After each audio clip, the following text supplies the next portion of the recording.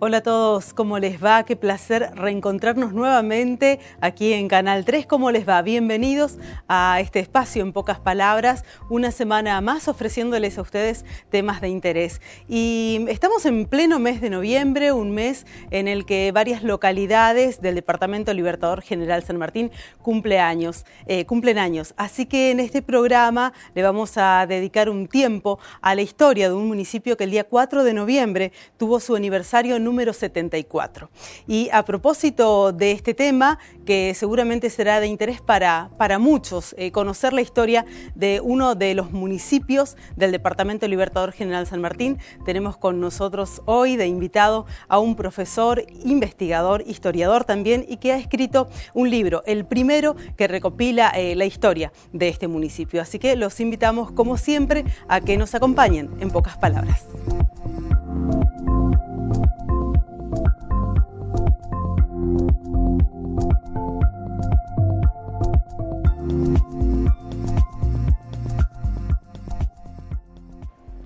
Y la conformación de los municipios de nuestra región tienen diversos puntos en común, pero también otros que los hacen distintivos y únicos. Para hablar acerca de un municipio que hace muy poco estuvo cumpliendo años, que es el municipio de Garuapé, estuvo celebrando su aniversario número 74, se encuentra con nosotros el profesor Nazario Bogado. Muy bienvenido a En Pocas Palabras. Buenos días. Un saludo para todos. Profesor, lo vamos a presentar con un currículum muy extenso. Nazario Bogado es profesor de historia, trabajó en diversas instituciones dando clases de historia, también fue director del bachillerato número 27 del municipio de Garuapé. Como decíamos hoy, es historiador, es escritor además, investigador.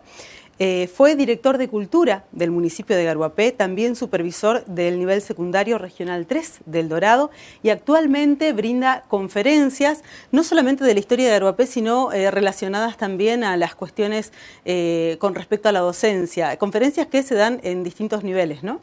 Sí, tal es así que en determinadas circunstancias, instituciones de otros municipios, como el de Capiobí, el profesorado y la Facultad de Ciencias Forestales del Dorado, me han pedido hacer charlas referidas a tareas que tienen que ver con los futuros egresados docentes para ingresar al sistema.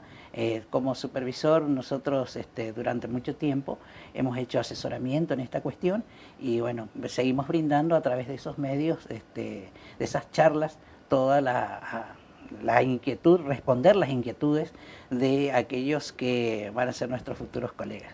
Bueno, le queremos agradecer que haya venido hasta acá, que haya respondido a nuestra invitación, y la primera pregunta tiene que ver con la motivación a investigar acerca de la historia del municipio de Garuapé. Sí, bueno, todo investigador, todo profesor de historia está siempre inquieto por saber el pasado, ¿no? Cuando yo vine a Garuapé y empecé a dar clases de historia, uno de los temas que había que desarrollar tenía que ver con la historia del municipio. A raíz de que no se encontraba ninguna documentación sobre el tema, entonces me propuse de que Garuapé no puede estar ausente del panorama, digamos, de los municipios de la provincia, sobre todo con documentación válida escrita, para poder festejar y recordar su fecha de fundación. Por eso comencé a investigar, una tarea ardua, porque simultáneamente tenía que seguir dando clase y trabajando. ¿Cuándo comenzó esto? Y ya a fines del año 1999, en el 2000 más o menos, salieron los primeros, o sea, obtuve los primeros borradores. Para completar, en esa época no había tantos medios técnicos como ahora, entonces era complicado recopilar información. De ahí que, aparte, las fuentes no eran suficientes o no eran abundantes, digamos, porque había que recurrir a fuentes que no estaban en la localidad. Por lo tanto, tenía que viajar, tomar apuntes, sacar fotos en caso de que fuese necesario. Cuando hablamos de fuentes, profesor, ¿nos referimos a qué puntualmente? Como para poder entender cómo se hace una investigación. Bueno, las fuentes en historia, las más importantes, sobre todo la historia reciente, tiene que ver con fuentes documentales, es decir, fundamentalmente escritas o fotografías o filmaciones. pero cuando es escasa esa información, lo más, digamos, productivo, positivo, es recurrir a los lugares donde siempre se guardaron, digamos, las memorias escritas, los hechos, digamos, que tienen que ver con los pueblos, sobre todo en este caso de Garuapé. Yo recurrí en principio a lo que sabía como docente, que cada escuela tiene un libro histórico. Del libro histórico se obtiene información para guiar a su vez la investigación en otros ámbitos. Tal es así que a raíz de eso me fui al registro de propiedad inmueble que funciona en Posadas, porque allí está toda la documentación que tiene que ver con las tierras. Y debemos recordar que los pueblos nacen en función de la distribución y de las tierras. O sea, las fundaciones se hacen cuando se lotean, se venden, se dispone lugares específicos para, digamos, que estén los edificios. Entonces, en el registro de propiedad obtuve la mayor información, la más certera, válida, que da origen a toda la otra información que se vuelca en el libro. Las fuentes orales son muy importantes porque guían también la investigación, pero hay que corroborar o directamente darlos como relatos orales, que pueden ser ciertas o no. Generalmente se basan en hechos reales, ciertos, pero el que brinda la información muchas veces ya no tiene la memoria suficiente como para recordar los detalles. Bien, en este sentido, estas fuentes orales o el valor de estos relatos, ¿tuvo que recurrir a muchos de estos para poder recopilar esta información necesaria como para llegar a posterior a la producción de un libro? Sí, en principio yo había hecho una reunión, convoqué a la gente que conocía, que eran los primeros pobladores de Garuapé, los grabé, saqué una pequeña información, pero lo más importante, digamos, de los relatos orales lo hizo don Juan Antonio Solís, el que era director de una escuela primaria, la 539 de Garuapé. Él hizo una síntesis, un trabajo muy importante de recopilación de relatos orales. Él me los prestó, me los acercó para incorporarlo al libro. En el libro esa parte, digamos, está inclusive escrito de que me guío por los relatos que él obtuvo de los pobladores. Entonces esa es la parte, digamos, que agradezco totalmente a don Solís por ese aporte tan importante. Ahora, lo que tiene que ver con la investigación de la documentación, sí, la hice, así como le digo, no, principalmente en Posada, en el registro de propiedad, en el archivo histórico de la provincia, y un amigo que tengo en Puerto Piray, que trabaja allá, también le gusta mucho la historia y me aportó algunos documentos que me los envío para incorporarlos al trabajo. Sin duda, un historiador, un investigador, siempre tiene la curiosidad como premisa, ¿no? Esto que usted decía lo lleva a querer reflejar un poco la historia, investigar. En este sentido, ¿cuáles son los criterios que tienen en cuenta ustedes para poder seleccionar la información que llegan a recopilar y decir, bueno, esto sí va a servir para el libro, a esto lo dejamos para más adelante, o esta información no es certera? ¿Cómo hacen para...? Sí, en realidad lo que importa fundamentalmente es aquello que se pueda probar. O sea, que se pueda probar con fuentes documentales. Obviamente en la historia también hay documentos que fueron falseados, pero bueno, eso ya no está a nuestro alcance saberlo. Pero se basa el relato histórico o la investigación en datos documentales escritos o fotográficos o grabados, ¿no? La tradición oral es muy importante, como le dije, pero enriquece, digamos, y le da un gran valor al trabajo primario, diríamos, que es el de los hechos. Hay relatos que por ahí se pueden incorporar, obviamente, pero tiene que ver mucho con la extensión que se le puede dar y la intención del libro. En este caso, la primera parte del libro, que, bueno, si Dios quiere, más adelante podré sacar otra edición, era establecer primero cómo nació, dónde, cómo, con quiénes, ¿En qué fecha, digamos, el pueblo y colonia de Garuapé, como dice la documentación. Bien, después de haber repasado un poco este trabajo tan intenso que tienen los historiadores y los investigadores, ahora sí nos metemos de lleno a lo que es el municipio de Garuapé. En principio, preguntarle qué significa Garuapé. Bueno, respecto de Garuapé, el nombre Inclusive cuando el gobierno de la provincia oficializó el nombre de Garuapé con un decreto, dice que tiene raigambre guaranítica, origen guaranítico, y figura en los mapas del Instituto Geográfico Militar de la Nación con nombre de Garuapé, el arroyo de ese nombre. Yo encontré tres significados. Una, la que corría habitualmente, es el que está escrito en el libro histórico de la Escuela 372, que Garuapé significa llovizna chata, llovizna fina, haciendo referencia a la neblina que habitualmente hay cerca del arroyo. Bien. Esa es una versión. La otra versión que yo encontré es la que tiene que ver en un libro de toponimia muy antiguo, que Garuapé es una deformación de dos vocablos guaraníes, de Igá, que significa canoa, Irapé, camino. Entonces, los aborígenes Igarapé decían al principio, pero cuando llegan las personas que no conocían bien el idioma, se va deformando y empezó a decir Garuapé, hasta que quedó así con esa denominación. Esa es otra versión. Y la última es la última versión, que también es muy interesante y también es creíble porque tiene origen guaranítico, la que me aportó el amigo de Puerto Pirey, en un escrito que decía de que Garuapé viene de Carú Abá Pé.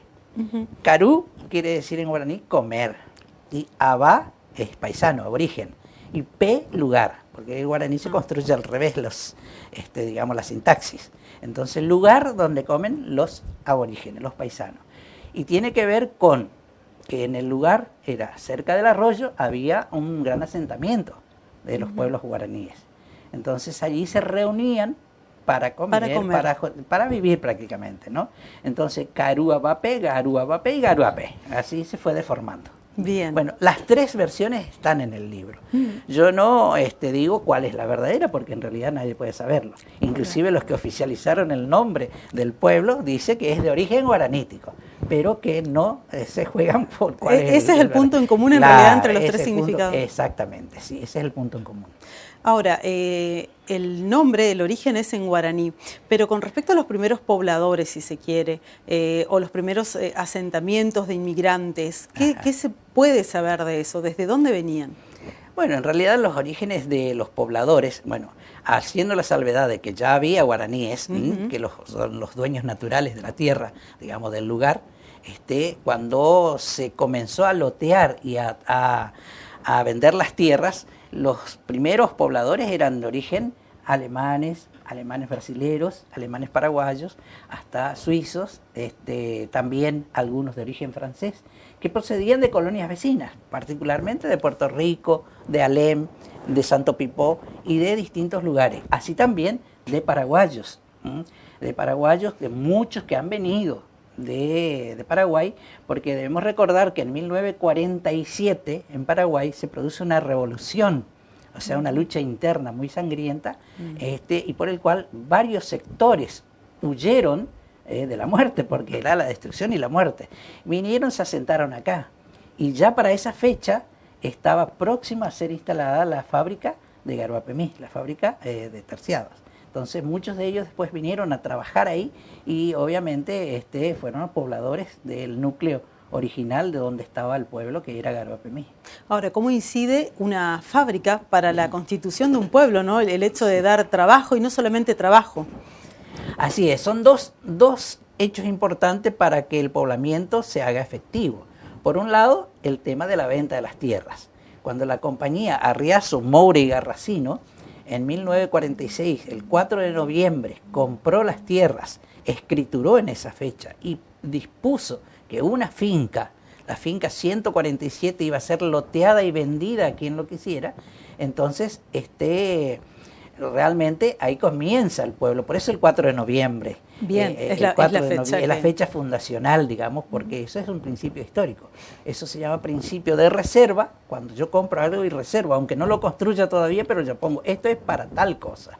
Entonces ahí, en ese escrito decía eso, para pueblo y colonia de Garuapé, decía el escrito. Y empezaron a lotear y venderlos. Bueno, esa parte eran los pobladores que vinieron de otros municipios y de otros lugares a comprar las tierras. Y a trabajarlas, Pero originalmente la actividad de esa compañía, Arriazu, Moura y Garracino, era la actividad de los obrajes y aserraderos. Tal es así que la compañía se llamaba Arriazu, Moura y Garracino, Obrajes y Aserraderos Limitada, ¿no? Entonces instalaron el aserradero primero en Cerro Moreno, no los de la compañía, un señor que los vendió después a la compañía, y después lo llevaron a lo que era Garuapemí. Ahí instalaron la fábrica, y cuando instalaron la fábrica, se requería más gente, y era el momento en que aparecieron mucha gente que necesitaban trabajo, que es tan importante, como decía la fábrica, fue el núcleo, digamos, de la expansión después de la economía también del municipio, ¿no? Una expansión que comenzó en lo que hoy conocemos como San Miguel Garuapemí, ahí estaba sentada esta fábrica. Sí, estaba en San Miguel, lo que conocemos así con ese nombre, y lógicamente tuvo su etapa de esplendor, y todo lo que tiene que ver con la administración, los talleres, las instituciones que iban naciendo, lo hacían en Garuapé, en lo que hoy es la zona urbana de Garuapé. Tal es así que hoy tenemos, por ejemplo, la Casa Blanca, que es una casa que está todavía ahí al lado de la plaza, la primera administración, esas casas típicas que, después con el tiempo se fueron instalando otros, digamos, o sea, se vendieron a particulares y en otros casos, por ejemplo, la Mulita Negra. La Mulita Negra era también una sede de la administración de la compañía, que después fue vendido a un señor que se llamaba Honorio Blanco, y este señor instaló ahí una hostería que se hizo famoso hasta la década del 60. Aquel que pasaba por Garuapé, la hostería La Mulita Negra era un lugar casi diríamos obligatorio para almorzar, cenar. De parada, casi como sí, cumpliendo el nombre Garuapé en el sentido de, es claro, lugar para quedarse a comer. Claro, así, exactamente. Bueno, y entonces lo que hizo que Garuapemí, por ejemplo, fuera el centro de la actividad fabril y el asentamiento de los obreros y la gente que trabajaba ahí, y la administración, todas las actividades que tenían que ver con la venta de tierras, todo se hacía en Garuapé. Entonces ahí tenemos antecedentes, inclusive el primer negocio era de la familia Mique, que está en la esquina precisamente, hasta hoy mantiene la fachada, después se puede mirar en alguna de las fotografías que está, se mantiene esa fachada. Fue el primer negocio grande de ramos generales, que en esa época se acostumbraba a que la gente se proveyera de esos lugares. Bien, lo invito a hacer una pausa, profesor. Queda todavía por conocer mucho de la historia de este municipio que, como decíamos, el 4 de noviembre, como bien lo explicaba el profesor, fue instituido como el día del aniversario y de la fundación del municipio. Así que nos vamos a una breve pausa y enseguida volvemos.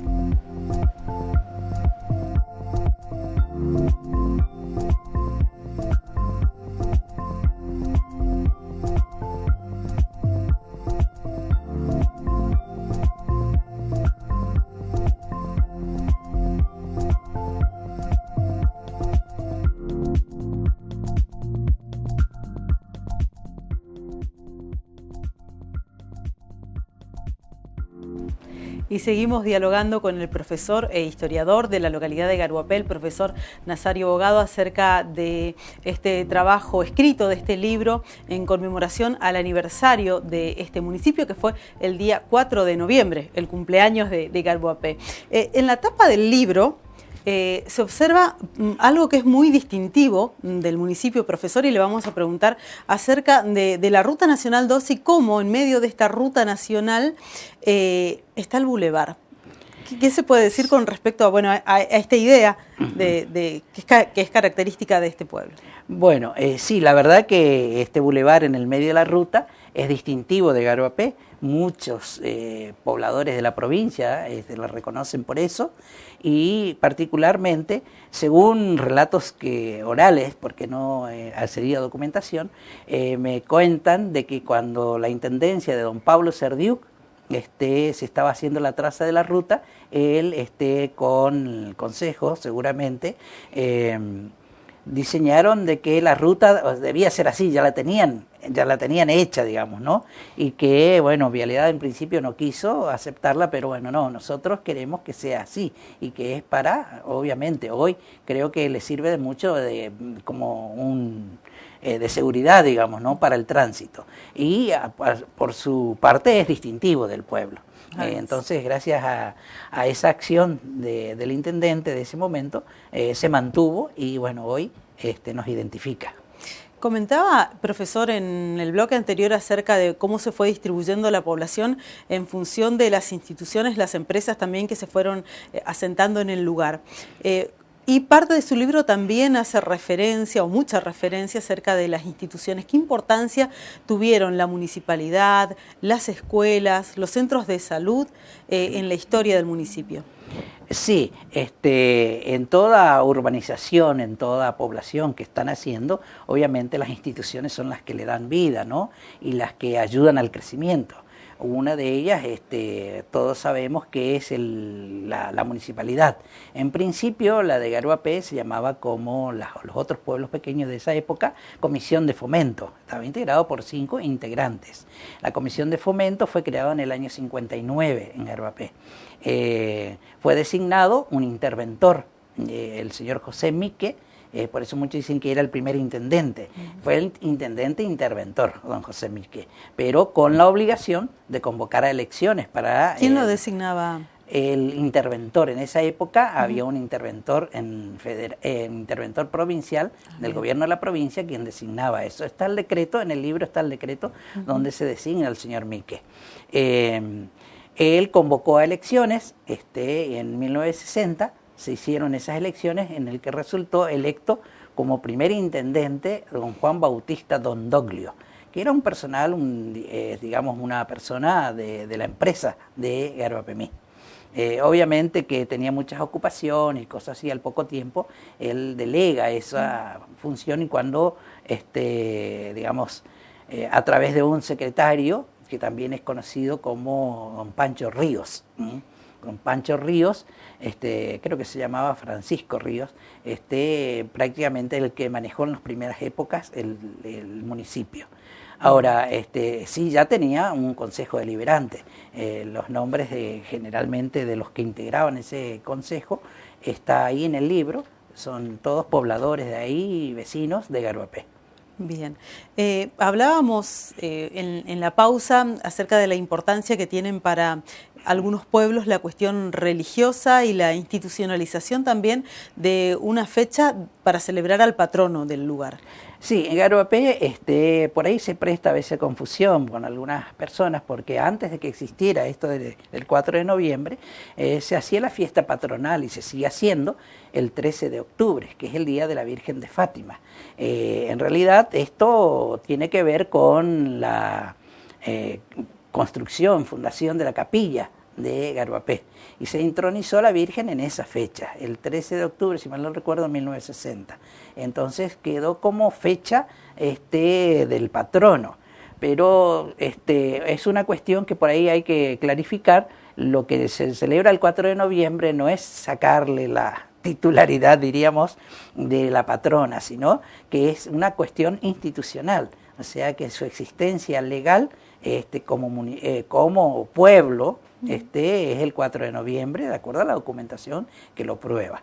Entonces no hay conflicto entre las dos fechas. En realidad son dos cuestiones que en muchos de los pueblos se dan, los pueblos de Misiones. Y a veces coincide y a veces no. A veces coincide y a veces no. A veces por una decisión institucional se dice, bueno, vamos a trasladar la fecha para celebrar juntos. Pero bueno, esas son cuestiones que la resuelve obviamente las autoridades. En este caso, la fecha fundacional de Garuapé está oficializada en el 4 de noviembre en base a este trabajo, a esta investigación, y hay una ordenanza, una resolución que lo establece así, e inclusive está inscrito en la Dirección de Municipios de la provincia y en el Archivo Histórico de la provincia. Por lo tanto, yo creo que es un paso muy importante lo que se ha dado.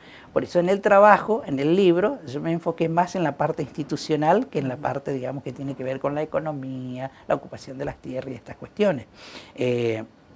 La verdad que las otras instituciones que también tienen mucha importancia, las escuelas. Las escuelas. La más antigua, las más antiguas, vamos a decir así, porque en realidad hay 3 escuelas que tuvieron primera existencia, digamos, en lo que sería hoy el municipio de Garoapé, es el de la 372, la de Garoapemí y la de Cerro Moreno. Cerro Moreno. O sea, son escuelas que tienen mucha antigüedad relacionado con las otras que fueron creadas en forma reciente.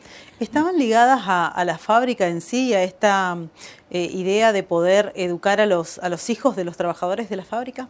Sí, sin duda que una de las cuestiones que tiene que ver cuando una empresa se instala y los que conducen la empresa deben velar por la educación también de los obreros, de los hijos sobre todo, porque ya los adultos en esa época por lo menos era muy difícil. Entonces brindar el servicio educativo estaba entre una de las prioridades, que lo hacía el Estado. En principio, inclusive en Garoapé, dependía de la empresa, la Escuela 372, cuando se creó, como una escuelita casi particular, diríamos que funcionaba en la administración, hasta que el Consejo Nacional de Educación dispuso la creación de la escuela y de su funcionamiento como una institución pública, ocupando aquello que la empresa le había brindado. Después otras instituciones que también fueron sumándose, por ejemplo, el puesto de salud, que ahora por suerte aparentemente vamos a tener un hospital. Fue el anuncio del gobernador. Ese puesto de salud también tiene sus años, fue si mal no recuerdo, en el año 1961, como le decían la salita, ¿no? Como en todos los pueblos, más generalmente donde se atendía era la salita. Ahí obviamente no tenía médicos permanentes, tenían que asistir a alguien de otra localidad para atender a los habitantes. Pero era importante por la época que se vivía, ¿no? Hasta que fue creciendo, todos sabemos cómo fue creciendo y fue cambiando, en la parte edilicia y en la parte de los servicios que brinda. Bien, en cuanto a la educación secundaria, ¿en qué momento de la historia llega? Porque hasta el momento teníamos escuelas primarias, después se fueron sumando otras, pero terminaban la escolaridad primaria, había que seguir un poquito más. Claro, sí, así es. Esto es una larga historia, una larga lucha de los pobladores de Garoapé y particularmente me toca, ¿por qué? Porque sabía de que la localidad no tenía. Y ya por el año 88, a raíz de que había comisiones formadas de padres, docentes que querían una escuela secundaria, el Consejo de Educación habilita o crea la primera escuela secundaria, el ciclo básico número 8, ese era el nombre, que funcionaba en lo que hoy es ahí al lado de la municipalidad, ¿no? Enfrente del Corralón, diríamos. El ciclo básico número 8 y yo tuve, digamos, la tarea de organizar la escuela, fui el primer director designado por el Consejo y después titularizado por el Consejo de Educación, ya como bachillerato, polivalente número 27, así era el nombre, ahora se llama BOP 27 por raíz de los cambios que se han producido en el sistema educativo, pero era un largo anhelo, sí, de los pobladores. Antes de la secundaria, la gente que quería estudiar tenía que viajar sí o sí acá a Puerto Rico, particularmente los de Garoapemí, la empresa se encargaba, le ponía un medio de transporte y los de Garoapé venían más que nada a las escuelas públicas y la única también que había en ese momento era en principio la Escuela Normal de Puerto Rico, donde yo estudié precisamente la secundaria. Y después al colegio también, porque el colegio tenía sus años, pero era un colegio, si bien era público, pero era de gestión privada, era más complicado por ahí para la gente humilde, la gente que tenía que viajar, inclusive de otros lugares. Recordemos que en esa época, profesor, tampoco era obligatoria la secundaria. Claro, la secundaria no era obligatoria, solamente la primaria. Después, con la Ley Federal de Educación pasó a ser obligatoria hasta el tercer ciclo de la EGB, así se llamaba, y bueno, y ahora con la Ley de Educación Nacional, del año 2005, la secundaria es obligatoria. Es obligatoria y es interesante saber de que la obligatoriedad es para el Estado, o sea que, y obviamente para el habitante, pero el Estado es el que tiene que tomar las medidas políticas, educativas necesarias como para que el ciudadano pueda educarse hasta terminar la secundaria. Esto no es algo caprichoso, porque en realidad en el mundo es así. O sea que la mayoría de los pueblos digamos, se han desarrollado apostaron a la educación, y la educación pública. Es interesante esto porque es quien debe garantizar el acceso gratuito y de calidad también a la educación, el Estado. Sí, así es. Y ya sabemos de que a través de los años se han ido tomando medidas educativas tratando de lograr este objetivo, de que sea así. Bien, bueno, 74 años desde su creación, todo el proceso que ha vivido el municipio hasta la actualidad, con todo lo que se ha vivido, y recopilados en un libro que, como usted decía, siempre se selecciona qué información y qué es lo que se quiere mostrar a través de este libro. Y a medida que crece también vamos siendo nosotros parte de la historia que seguramente usted en su momento irá recopilando también para una próxima edición o futuras investigaciones. Sí, esa es una de las cuestiones que por ahí me queda pendiente, porque mucha gente me dice, pero mi familia no aparece en el libro, nosotros no estamos mencionados. Entonces le explico que en realidad el objetivo del libro no era retratar todos los hechos que ocurren en la familia. Hay familias muy importantes, obviamente, que aportaron mucho y que no aparecen. ¿Pero por qué? Porque el objetivo en principio era dar el puntapié, digamos, ¿no?, inicial, de tener una fecha y tener los datos precisos para comenzar a enriquecer la historia. Mi objetivo sí es precisamente lograr de acá en más ir incorporando datos de instituciones importantes, quizás de algunas familias, algunos relatos que por ahí se pueden incorporar para enriquecer el libro. Yo particularmente agradezco a mucha gente que se ha acercado y me dice, miren, yo tengo fotos de tal época, tengo esto, tengo, por ejemplo, porque uno de los documentos que más me fue válido era los boletos de compra-venta.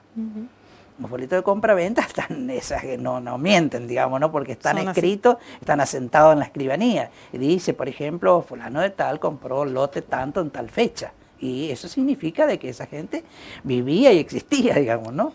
Claro. Un dato muy interesante era precisamente cuando yo hacía el trabajo, lo vi acá en Puerto Rico a don Beno Rexgel, que había hecho las memorias. Él me había regalado un libro de las memorias de Puerto Rico. Y él me contó que él fue el primero que compró lotes en Garboapé. Ah, sí. Pero me dijo, no porque quería vivir en Garboapé. Él ya estaba acá con su imprenta. Recuerden que don Beno tenía la imprenta Luján. Y la imprenta hacía trabajos para la empresa Riazu Moura y Garracino, que es la administradora de Garboapemí. Entonces me dijo la firma, me pagó con un lote. O sea, yo le hacía los talonarios, le hacía toda la papelería, y el pago fue con un lote. Entonces el boleto de compra-venta número 1 es el que tiene de don Beno Rexgel, que yo tengo una copia que él me la dio. Qué interesante. Entonces es interesante. La verdad que esa documentación, ese tipo de documentación son las que el historiador por ahí debe recurrir, porque son los que le dan certeza a muchas cosas, ¿no? Los relatos son lindos, a veces hasta diríamos que es anecdótico, muchas cosas que uno puede contar y que la gente te cuenta con mucha gana. Hay que recordar de que los adultos quieren contar sus historias también. Sí. Entonces es bueno poder volcarlas en un escrito. Pero eso lleva su tiempo. Este año prácticamente no pude recopilar nada. Tenía ideas de trabajar con algunas personas de Garboapemí, porque la verdad que también, si bien está mencionado Garboapemí en el libro, hay cosas que instituciones, por ejemplo, el Club San Miguel o la escuela, no está el detalle de cuándo, claro, en el libro. En lo de Garboapemí, del club, sí, lo que podemos decir, y está acá escrito, que fue la primera cancha de fútbol iluminada del interior de Misiones. O sea, ahí se jugaron partidos importantes de noche, por ser la primera cancha iluminada. que después con el correr de los años sabemos todo lo que fue pasando con la empresa, ¿sí? Bueno, profesor, le queremos agradecer muchísimo su tiempo, es muy valioso para nosotros haberlo tenido aquí en el programa y seguramente para todos los que están mirando en pocas palabras en esta entrevista en particular. Les queremos contar como dato que después de la edición y publicación de este libro, este material se encuentra en las escuelas primarias, también ha sido entregado a muchos profesores porque se trata de un material de estudio además. Así es, sí. Cuando el exgobernador Pasalacqua se comprometió a ayudar en la impresión, a hacer la impresión del libro, de mi parte yo le dije de que podía repartirlo, entregarlos en las escuelas para los docentes. Y bueno, algunas escuelas que querían alguna charla respecto de la historia, también la hicimos. Y bueno, si no tienen el material, por ahí ya no me queda. Por ahí algunos quieren comprarlo, bueno, se los vendo, pero lo poquito que tengo ya, cuando se dé la oportunidad, digamos, ¿no? Ahora la próxima edición, si Dios quiere, tendría que ser un poquito, o sea, más anecdótico, muchas cosas que por ahí la gente quiere que se sepa. Bien, bueno, a todos ustedes muchas gracias por habernos acompañado y será hasta un próximo encuentro en pocas palabras.